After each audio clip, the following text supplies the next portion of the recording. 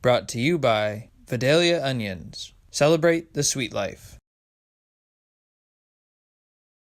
The U.S.-Mexico-Canada agreement is dubbed the new NAFTA, but the old agreement still has some unintended consequences.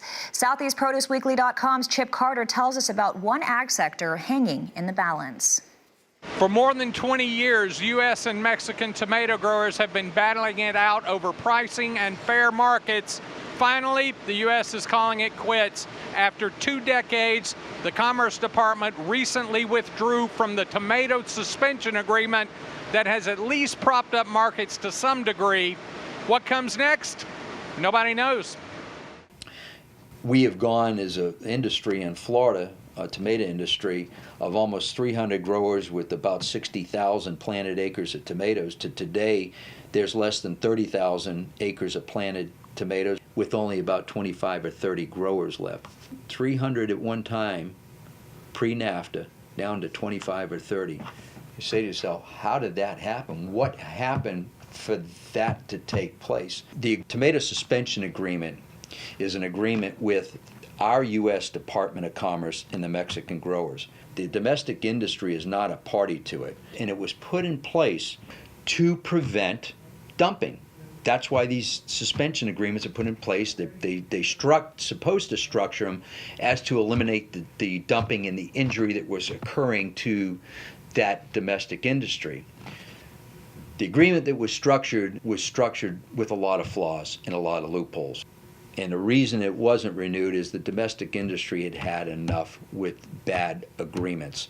And we said we're not going to agree to continue with the same old agreement that's a bad agreement going forward, at the demise of the domestic industry. I'm not sure what the future holds. It is very bleak right now. I hate to sound pessimistic, but that is the reality. You can't go from 300 tomato growers in the state of Florida to down to 25 or 30 in a 25-year span and not be concerned. And I don't think that is in the best interests of the United States.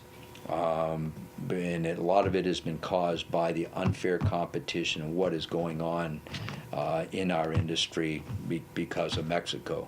Unfortunately, the fruit and vegetable industry, to me, continues to be ignored. They've addressed some of the program crops, such as dairy and wheat and some of the grain crops, have not effectively addressed the fruit and vegetable industry. We are multi-generational family operations that are just looking to make a living and survive, and we are being challenged big time.